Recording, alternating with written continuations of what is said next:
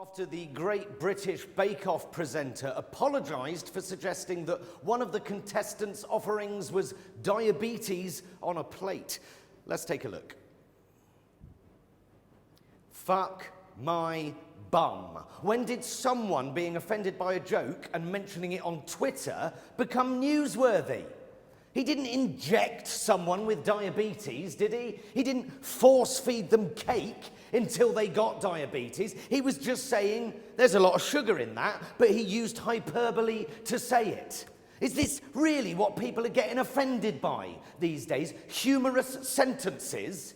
It's like people are just waiting for it. They're desperate for it. I'm offended. Look at me. I'm fucking offended. It's all about me. Me. Pfft.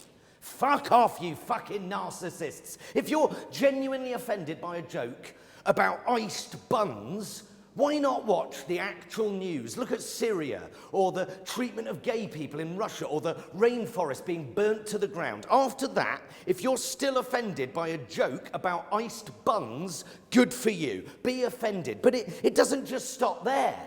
People have served jail time in this country for making unpleasant jokes. I'm not joking. It's fucked up. Actual comedians are losing work for telling jokes. There's that young comedian a year or so back who publicly refused to sign a behavioural agreement before going on stage at a comedy club. Yeah, no jokes that are racist, obviously. Sexist, fine. Classist, yeah. And no anti-religion jokes. That's a comedy club introducing its own blasphemy laws. It's absurd, and yet half the British comedy community came out and called him a fascist. Comedians forcing drag queens to apologise for shocking and deliberately provocative language. That's what drag queens are for, you pricks. These woke comedians are destroying careers and are blind to subtlety and irony and context, which is devastatingly depressing.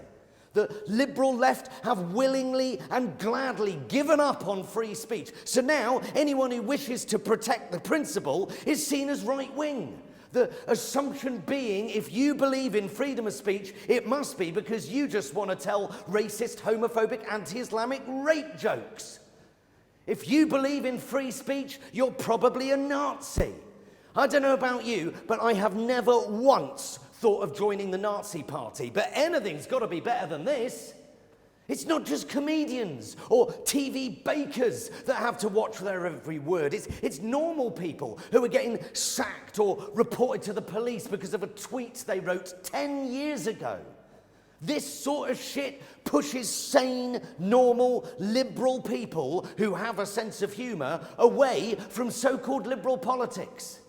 I got a great idea. Why don't we all just stop talking and interacting and making TV programmes about baking and making silly little jokes about iced buns, and instead all just go and kill ourselves? That way we will never cause offence to anyone ever again. That was a joke, Tim. I'm using hyperbole and irony and a certain moral ambiguity to make a humorous point about free speech in comedy.